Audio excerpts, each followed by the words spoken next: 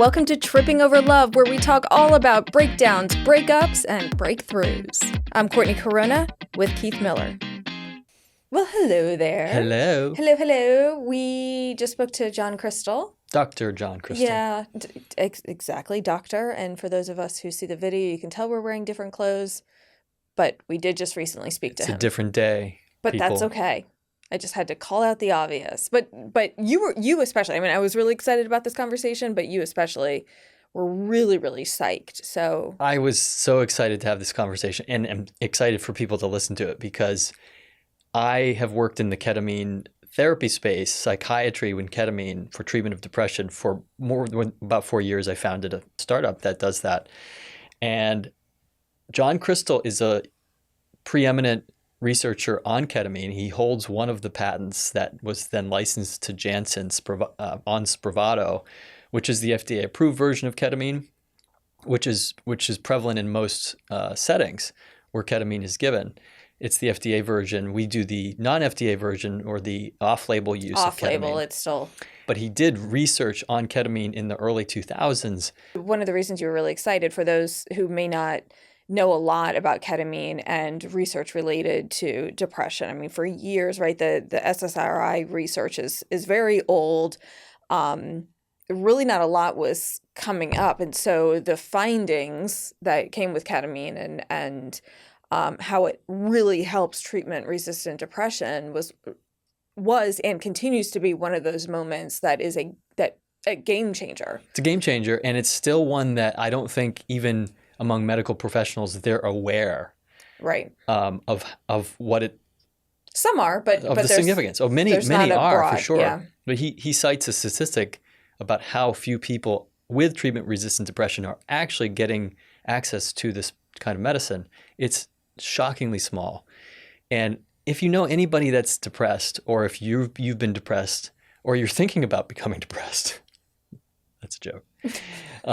No, like anyone dealing with depression should listen to this because ketamine is available now, and it does save lives. It's the only thing that reverses instantly suicidal ideation. We don't talk about that a lot, but that needs to be underscored. And is still not used widely in hospital or ER settings where people are admitted during crisis. So you just need to know that there are clinics out there. Certainly we'll put a number up for people to call in crisis. 988, just 988. And increasingly there are clinics that are doing better than hospitals for crisis intervention because they're able to use ketamine. Yeah. So, and it's a personal thing. Clearly you started a clinic because you personally experienced the life-changing. And really for me too. I mean, we talk a little bit on the show about the depression that I've been going through, especially recently, and it has shifted my perspective, and it's just, I can't imagine not going through treatment that way. So he really gives a lot in the history, the background, and also what is up and coming. So he's very important person in the research. So, and very knowledgeable. I'll just say one last thing and then we'll let you watch it. He's very technical in some of his other presentations that you may hear him speak on. There's one video particular I think you should try to find, which is he's the chief of psychiatry at Yale, so you can look that up. We can link it. We'll link it. It's a video of what's going on in the brain. We didn't discuss this, but everyone needs to watch that. It's the video I show anyone interested in ketamine because he describes what we think happens in the brain to an extraordinary level of detail, which if somebody's thinking about ketamine, some people have a response of like, oh my gosh, that's such a hard drug, the reputation of ketamine. And we discussed this actually, the perception and misperception of ketamine. It's incredibly safe and it is incredibly efficacious when used in the appropriate setting. In a clinic setting. So we talk about that a lot. And I think I think he said a lot of things that I've not heard him say before. Mm-hmm. So I think it's really cool. Mm-hmm. Here's John Krystal. Welcome, Dr. John Krystal, to Tripping Over Love. It's so great to have you with us. Well, it's a pleasure to be with you, Keith and Courtney. So you are the chair of psychiatry at Yale University. And I'm interested most of all, as I was sharing with you before we started, my own experience with getting to know ketamine very personally. I've been a psychotherapist working with trauma and couples and relationships for more than 20 years. And it took me rather by surprise. I was not really interested in psychedelics at all, never personally in my background, nor was I aware of the mounting and kind of surging interest in the academic world in psychiatry until I became very depressed and was struggling to get out of it with the typical course of antidepressants and therapy. So I had a ketamine experience treatment about 5 years ago. And then that motivated me. That was so profound that it actually changed my view of how I think of treatment and mental health completely. Mm-hmm. And so I founded a ketamine-assisted therapy clinic, and we do IV ketamine treatment for treatment-resistant depression, PTSD, anxiety. So my interest is in talking to you, and excitement is actually pretty high. You've been one of the people that I reference all the time in my education and teaching and training other therapists and people that come to our clinic. So I'm just curious to start off, how did you get into studying ketamine? I know your work spans alcohol disorder, obviously the glutamate system. You can talk about what this all means to people, and schizophrenia. You've worked with depression. When did it start to turn into focusing on ketamine? Yeah, so first, Keith, I just want to acknowledge what you said about how devastating depression can be, and how sometimes ketamine can be just transformative for people, and I'm glad that it was helpful to you. Thank you. I started studying ketamine probably our first study in healthy people trying to understand ketamine effects started around 1990. And it's a few years ago now. and the goal of the work with ketamine has always been to try to understand an area of the biology of the brain that had not been explored very much in psychiatry, certainly not at that time. And with the idea that if we keep studying areas that receive this intensive study, in those days, it was about the monoamines, dopamine, norepinephrine, and serotonin. 90% of psychiatry research focused on those systems of the brain that count for maybe 8% of the synapses collectively in the brain. And I thought that if we wanted to have fundamentally different kinds of treatments for psychiatric disorders, we had to study new aspects of the biology. And ketamine, it was interesting to me because it binds to a very different target. It binds to a receptor for glutamate. And glutamate counts for something like 60-70% of the synaptic connections. Glutamate is really the main information highway of the brain. And so I thought if we give a drug that targets glutamate, we'll learn about higher brain functions, abstract reasoning, judgment, planning, things that you really couldn't study by studying the monoamine systems in the same fundamental way. And we were interested in studying it first in relation to schizophrenia, because there had been some studies going back to the late 1950s that suggested that drugs targeting this glutamate receptor could mimic some of the symptoms and cognitive impairments associated with schizophrenia. But that research died out because they didn't understand the brain well enough to link what they were seeing with the drug effects to the underlying biology of the illness. And the target for ketamine in the brain wasn't identified until 1983, believe it or not. So the drugs were studied in the 50s and 60s, but they had literally no idea what they were doing. And so I had the opportunity around 1990, late 80s, 1990, to come back to this work, knowing a lot more about how the brain worked that could provide a context. And to make a long story short, that by studying ketamine, we realized that there might be possible to develop treatments for schizophrenia that didn't block the dopamine receptors. And what's really interesting is just last year, the first drug to treat schizophrenia without blocking the dopamine receptors, called Cobenfy, was approved by the FDA. So progress in neuroscience research is really slow when you go from the fundamental advance all the way to a new treatment. But there's a certain inevitability to this process that studying the most basic aspects of the biology can sometimes lead us to the more fundamental treatments.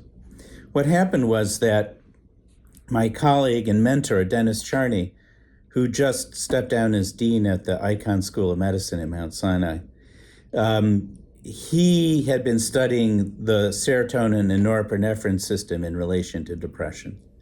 And he went so far as to deplete in healthy people the body of serotonin and norepinephrine. And the people didn't get depressed. So there had been this kind of simple-minded idea that sometimes psychiatrists still tell their patients, even though we know it's more of a metaphor than a mechanism, that their serotonin or their norepinephrine system is out of balance, and that's why they're depressed. But it's clearly not so simple that the norepinephrine system or serotonin system are abnormal in depression, because depleting these systems didn't produce depression. In some ways, this was like a crisis, right? He had been studying norepinephrine and serotonin for 10, 15 years and had done a lot to advance some under ways that those systems could be involved in depression. But what they proved to be really, I think in the end, were systems that could be targeted to promote the resilience of the brain and the person. And so that if you deplete serotonin in someone who's responded to Prozac, they get a relapse of their depression, because their mood is dependent on the ongoing presence of serotonin. But anyway, to make a long story short, we reached a point where we realized if fundamentally depression wasn't simply a deficit in norepinephrine and dopamine signaling in the brain, what could it be? And we thought, well, what if there's a biology that's intrinsic to the higher brain centers, not the primitive norepinephrine and serotonin cells that are in very old, ancient parts of the brain called the brainstem. What if depression really lived in the higher centers of the brain, the cerebral cortex and the limbic system involved in emotion regulation? We thought we could use ketamine to probe that biology in the way that we had tried to use ketamine as a probe to study higher cortical functions in relation to schizophrenia. And what we saw, shocked us, surprised us. You have to understand by the mid 1990s, when we started this study, all antidepressants took many months to work. That's the major drawback, is that people have to take months, and they're depressed, so they're not necessarily motivated or maybe accurate in their behavior, compliance wise, and then they say it's not working and they give up. That's right. Well, they're depressed. Yeah. It's hard to stick with things when you're feeling depressed, and their own intrinsic distress and negativity that's built into depression feeds the discouragement and hopelessness.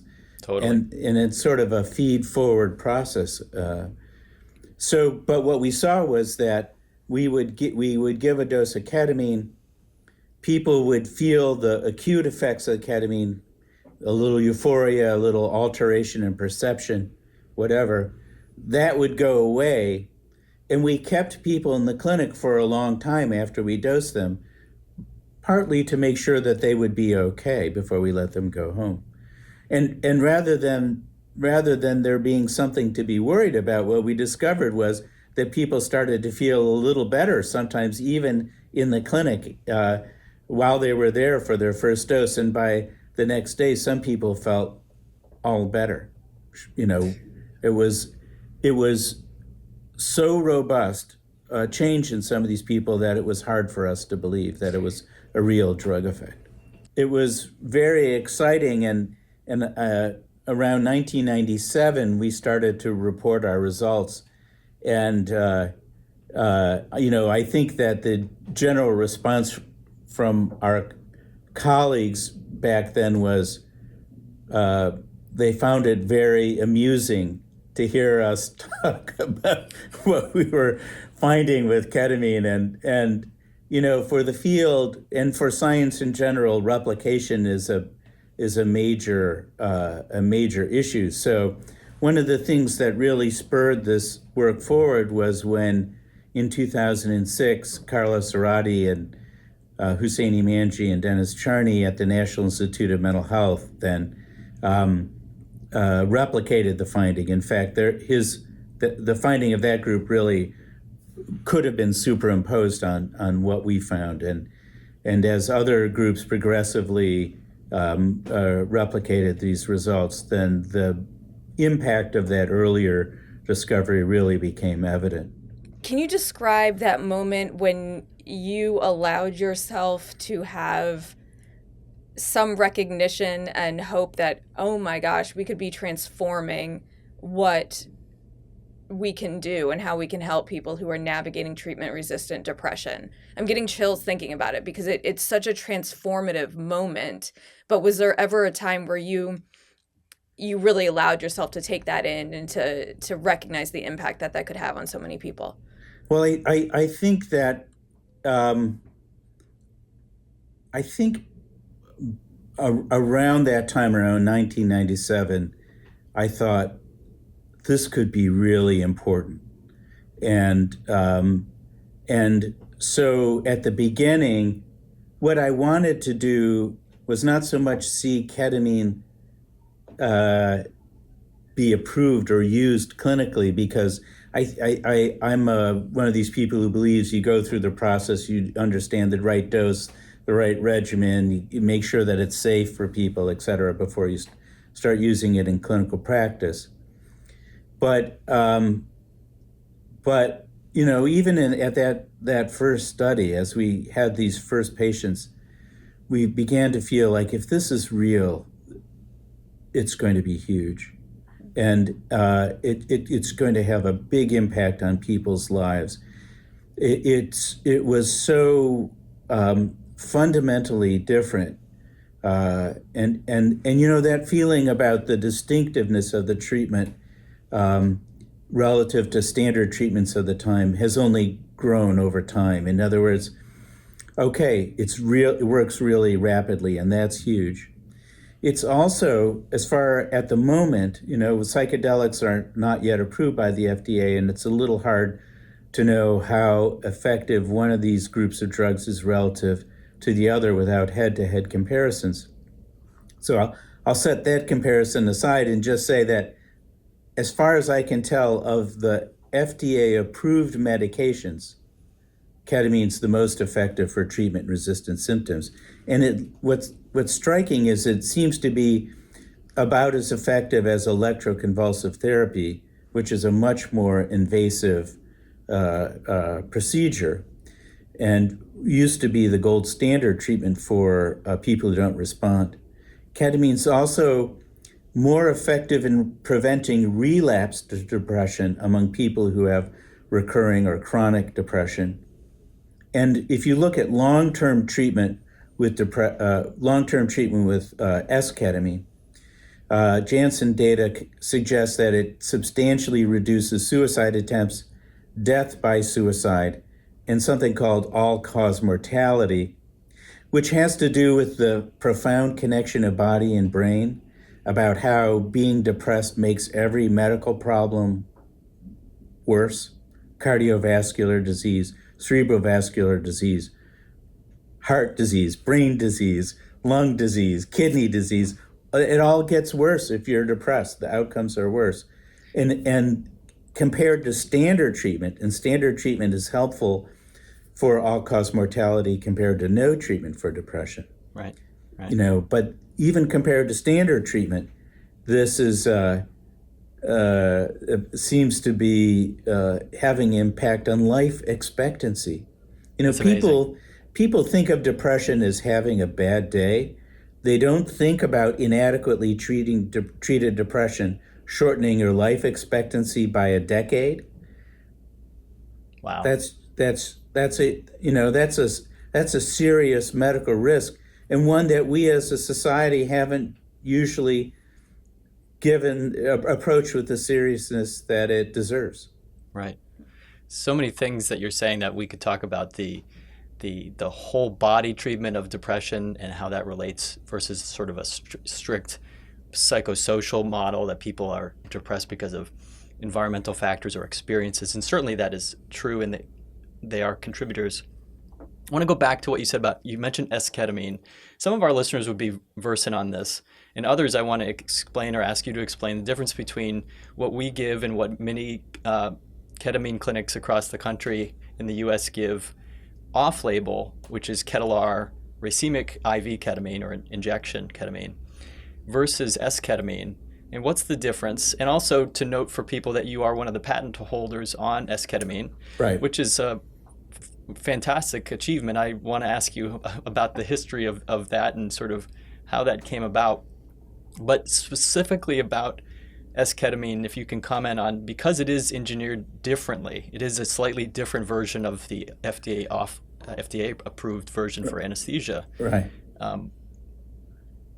Why is that necessary? And I don't want this to be a cynical question, but is it for other reasons besides just the drug company wanting to make a patentable molecule? Yeah, this is a great question. So, one of the things that's interesting about molecules, which I like molecules, is that they often exist in mirror images, like your hands. Your hands have the same structure, 4 fingers and a thumb, right? But your hands are actually mirror images of each other. They're not identical. Otherwise, your thumb would come out on the wrong side of your hand, right? That'd be weird. Which would be weird. And so ketamine is like that. There are 2 versions of ketamine, one called R-ketamine and one called S-ketamine. And what in the version of that we administer intravenously, as you know, both molecules are present in equal proportion. It's half R, half S. There is discussion, although not resolution to this discussion, about whether the addition of R-ketamine to S-ketamine results in some enhanced clinical efficacy or some better tolerability. Interestingly, I would say that even though that debate has been going for a while, it's still not resolved as far as I can tell. The reason that esketamine was partly developed was that they wanted to go with an intranasal formulation for esketamine. And that meant they wanted to give as little fluid as possible. And esketamine is about somewhere between 3 and 5 times more potent than R-ketamine.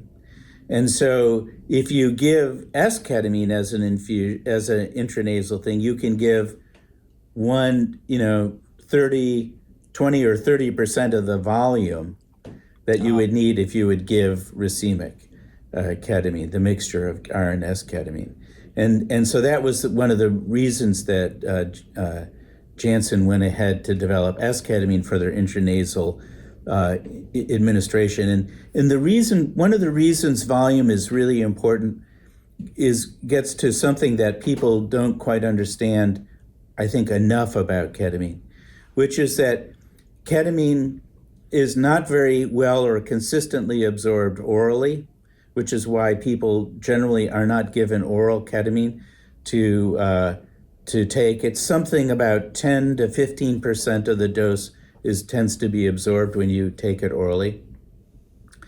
And if you give a small volume of ketamine under a very fine mist, like the device that the Janssen drug administers, then most of the ketamine is absorbed through the sinus, so it doesn't run down the back of your throat, and that way you get much more consistent exposure to the drug. Oh, I see. So it has more to do with the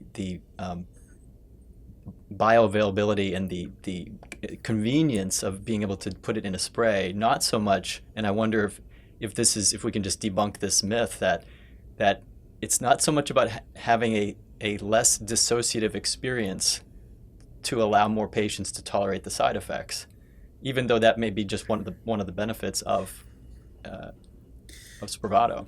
One of the things that's interesting to me about how racemic ketamine and esketamine have been developed is that almost everybody, us included, when you start racemic ketamine, we give the full dose of ketamine on the first day. But one of the reasons that esketamine sometimes is perceived as less dissociative is because you don't give the full dose on the first day. Most people start at 56 milligrams for the first month because that's what Janssen recommends. But for most people, or for a lot of people, that's not the full dose. The full dose is 84 milligrams.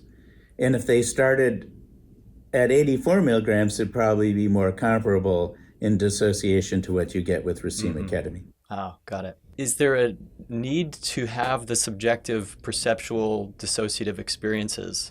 Do those so-called side effects actually, a lot of clinicians think of those as the treatment mechanism, when in fact, I don't think that's the case, but can you clarify? Sure. Well, when people say that the experience of some experience or another was extremely meaningful and important to them, I see no reason to argue with that. But that doesn't necessarily mean that's how the antidepressant effects work. Yeah. What we see in general is that there's really quite a modest correlation between the degree of dissociation and the degree of clinical improvement. Some people get huge clinical improvement without any dissociation. Others have a lot of dissociation and no clinical improvement. And some of the groups that have turn out to be very prone to having clinical improvement, such as people who have depression comorbid with alcohol use disorder. They have built-in tolerance to the effects of ketamine, so they don't get much dissociation, but they have a very good track record of antidepressant response. If you're getting a colonoscopy and you're a heavy drinker, you want to ask for a little more. That's right. That's what they say. The other thing to say is that if you increase the dose from the standard intravenous dose of 0.5 milligrams per kilogram over 40 minutes, if you increase it to 1 milligram per kilogram, basically doubling the dose, you get a lot more perceptual alterations. You tend to start to get some quasi-hallucinations as well, but no greater efficacy. It's never been shown in a controlled randomized trial that the higher dose is more effective for depression than the standard antidepressant dose. There are some community sample studies where they look at this relationship and report higher doses, associated with better response. But those studies are confounded because the longer that people are on the drug in those naturalistic studies, the higher the dose they tend to be. So the number of doses that they receive is confounded with the dose. And if you hold the dose steady and treat people over a year, some people will continue to respond to the initial dose repeated many times over the years. So that as far as I know, there are no rigorous data that implicate doses above the standard dose as needed. It's all so fascinating. And I just to give you a little background about me, I ketamine helped me get out of a really, really dark place with treatment resistant depression, and recently within the past 3 months, and it's been transformative for me. I am also one of those people who will sing from the rooftops when something has helped me. So I've had many conversations with people, anybody who would listen, about how beneficial it has been. But one of the questions that does come up a lot is, you talk about Matthew Perry, or ketamine is the drug that is used at parties, and all of those stories where people are understandably fearful of it because of some of the headlines that have come out. So I'm curious what your response is to that. How do you navigate that, those discussions as well, through everything too? Well, I think the story related to Mr. Perry is just tragic, but there are things that we can learn from that. One of the things that we can learn is that it's important to keep ketamine in the clinic. I've met people who were given or prescribed bottles of ketamine to use to self-medicate their depression. And they didn't get the kind of guidance they needed around what the effective dose would be. And so when people have access to ketamine, they tend to self-medicate anxiety and use it a bit like alcohol to take the edge off their anxiety, as opposed to taking enough ketamine to get the potentially dissociative effects and to actually benefit from the treatment. So what happens is they don't get the antidepressant effect, but they get a little bit of anti-anxiety effect. So they take it when they feel stressed, when they're going to do something stressful, when they're going somewhere where they have a difficult activity to do. Kind of like overdosing, but small doses, just misusing the dosing. Exactly. And so what that does is, first, it rather than getting them sensitive to the ketamine effects, it tends to develop tend to develop tolerance to the effect. They tend to need it more and more. So it's not that uncommon to see someone who's, instead of taking it once every 2 weeks, say, is taking it 6-10 times a day. Wow. And so I've seen people who got into that kind of habit. One of the things about heavy recreational use of ketamine that is often not appreciated is that it can increase your likelihood of being depressed rather than alleviate your depression. I visited clinics. I visited a hospital unit in China where everyone on the unit had taken about 100 times the therapeutic dose of ketamine every day. What would be, for a naive person, and clearly an anesthetic level of ketamine. And they were all psychotic.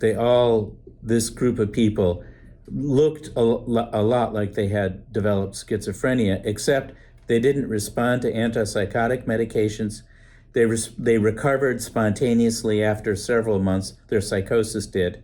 And then they tended to have persisting memory and other cognitive impairments that would last for often several years after sobriety. It's really a cautionary tale, right, for some of these groups that are really trying to get this into people's homes. Right.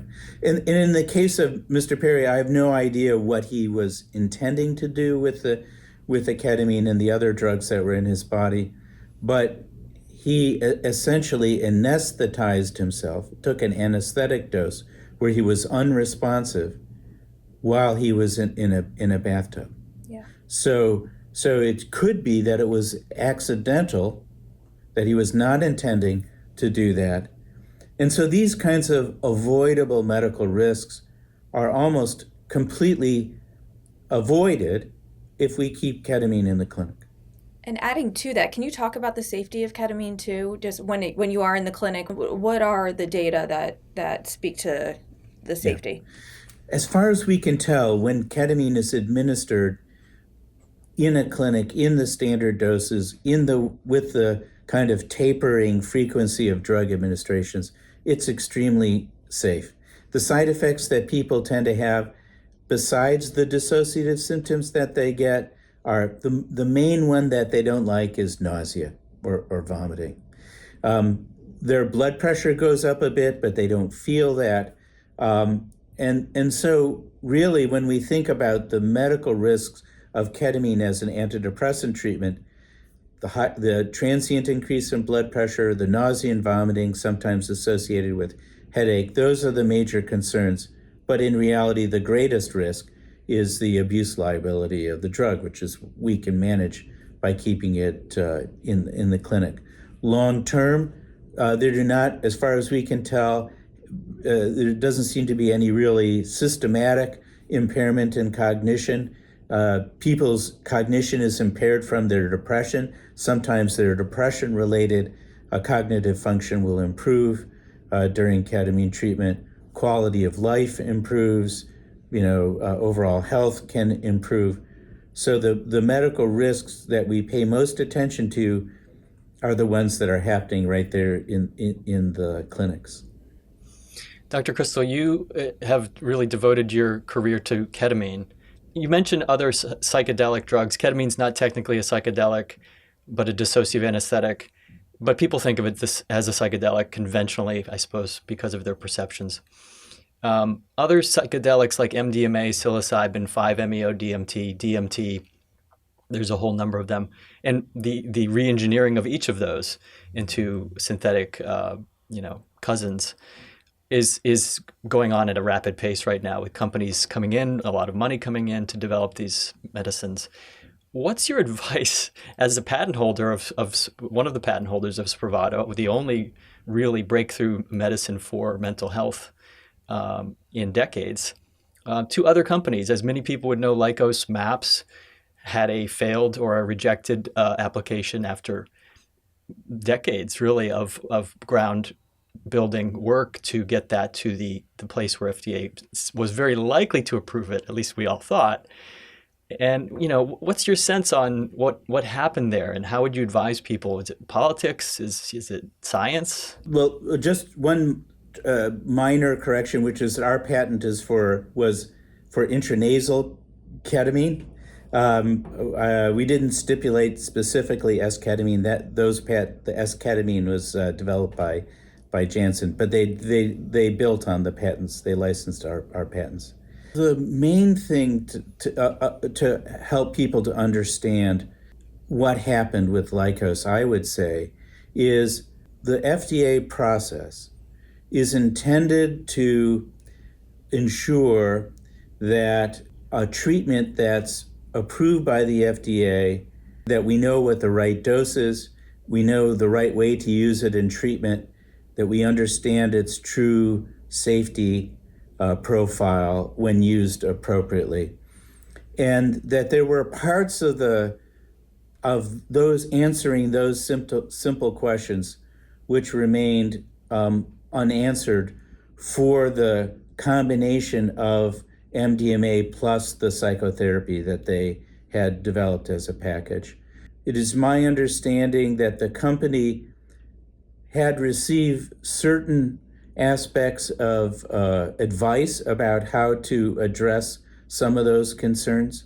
Instead of adopting those, developed what were arguably reasonable rebuttals against them. Many issues came up in the review, and in some ways the reviewers may have even been more conservative than the FDA in the way in which it reviewed the data on MDMA. But the program was vulnerable from the outset A typical late-stage program will usually study several thousand people. And the MDMA program had studied, I think, 150 people, or a little less than 150 people. And what that meant was that if you're going to try to get a drug approved based on 150 people, everything has to be pristine. Because if you drop even 10 people from your study due to problems, you're now down to 140 people, and the findings are even less. You're even less confident, as the number of people in the study are declined. So, because they want to make sure, the FDA wants to make sure that the findings from the late stage studies generalized to across the population, and so. Having such a small number of people in your late stage program makes you very vulnerable to the other criticisms and concerns that arose in the review. So from your perspective, maybe a fairly predictable outcome or a likely outcome. Yes, I mean, nothing is predictable. Right. When you send an idea into a committee, you just never know how the committee is going to react. And so most companies collect very robust, large data sets to try to position themselves in the best way possible. But the reality was that MAPS was an advocacy group, and Lycos inherited a program that initiated as an advocacy process. And I think that the drug approval process is pretty hardcore, rigorous, and As so, it should be. Yeah. So the key thing to highlight, my view, is that it's not that the FDA is against MDMA or against psychedelics. I think that the FDA really wants to see more effective treatments emerge for depression and every medical condition, every psychiatric disorder. And so I think the companies that bring reasonable packages, rigorous packages, robust packages to the FDA will probably be well received. My impression of the esketamine review process was that it was a fair and reasonable review of esketamine. So I think something that we need to appreciate is that esketamine is becoming much more available than what it was when it was approved. In 2019, I think there were something like 80 ketamine clinics in the United States. The last figure that I heard was something like 6,000 ketamine clinics in the United States. But I also heard that only 2% of patients with treatment-resistant depression have had a trial of ketamine. And so that means that 98% of the people with treatment-resistant depression are still not getting access to transformative treatments for their symptoms, and they're probably suffering the consequences of that in terms of distress and disability and medical morbidity and other risks. And so I think that what will happen as psychedelics are approved is that the marketplace for treatment-resistant depression will expand. It's such a big population. Yeah, and that our culture will view treatment-resistant depression increasingly differently than it has historically. Treatment-resistant depression was something in our society where we basically had people suffer in silence. You would go to the doctor, they would do the best they could, and if it didn't work out, well, what can you do? You just stay home, you go on disability, or you engage in presenteeism where you show up in the workplace and you can't do your job. But what options did you really have? Well, let me jump, if I can comment on my personal experience with that, Dr. Krystal. was profound. As somebody who I think of myself as well knowledgeable about depression, and I had a real difficulty accepting that my baseline should be much higher than it was. That there's almost like a settling effect that happens, I think, when we're depressed, that we begin to interpret all the things around us as the reality, a fixed reality, as opposed to remembering or recalling the possibilities of other states that we were in. Right. You know, and I think one of the ways in which the field of mental health plays into that is that we don't use a rating scale. You probably, in your treatment, never completed a rating scale. So you never got the feedback that, wow, your depression is actually pretty severe. There's a lot of room for improvement here. And my hope is that that culture will change. That the more people learn about treatment-resistant symptoms of depression and the more options that we have for those symptoms with medications, with psychotherapy, with neurostimulation, that people will say to their healthcare providers, well, we've been at it for a year. I'm not better. I don't think I'm better. What are we going to do now? And I think that those conversations are the starting place for making a difference about how depression is treated in our culture. Dr. Krystal, so you're also moving forward in a lot of exciting research and things as well. What is the next frontier for mental health and, the work that you're doing? I try to follow Wayne Gretzky's advice by skating to where I think the puck is going. And so I had the opportunity with Dina Burkett-Baeva to co-found a company called Freedom Biosciences. And the company is basically has two directions that it has been pursuing so far. One is to try to develop, you might say, a next generation ketamine. One of the challenges with starting ketamine treatment is that you have to take it twice each week, which is a burden for some people and presents certain tolerability issues.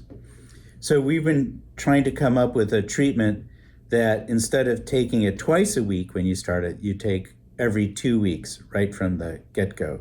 So it's a little bit more like the pattern of a psychedelic drug. It reduces the cost and burden of treatment. And where that program is right about to start in human patients. And our second, we have two other programs which are maybe a little controversial. They are trying to develop drugs that have the therapeutic impact of psychedelic drugs without hallucinations. Not necessarily without cognitive or behavioral effects, but without hallucinations, because the production of hallucinations by these drugs limits them to the clinic and limits, therefore, access. We'd like to develop treatments that potentially people could take at home, but still get a rapid and robust antidepressant effect. So those are the two general directions Freedom Biosciences is pursuing. And it's been really interesting to be on this side of the fence, where things can sometimes progress a little more rapidly than academia. Dr. Krystal, thank you so much. Listen, real pleasure to talk. Thanks for listening to Tripping Over Love. Subscribe now to make sure you get the latest episode and drop us a comment or a question. See you next time.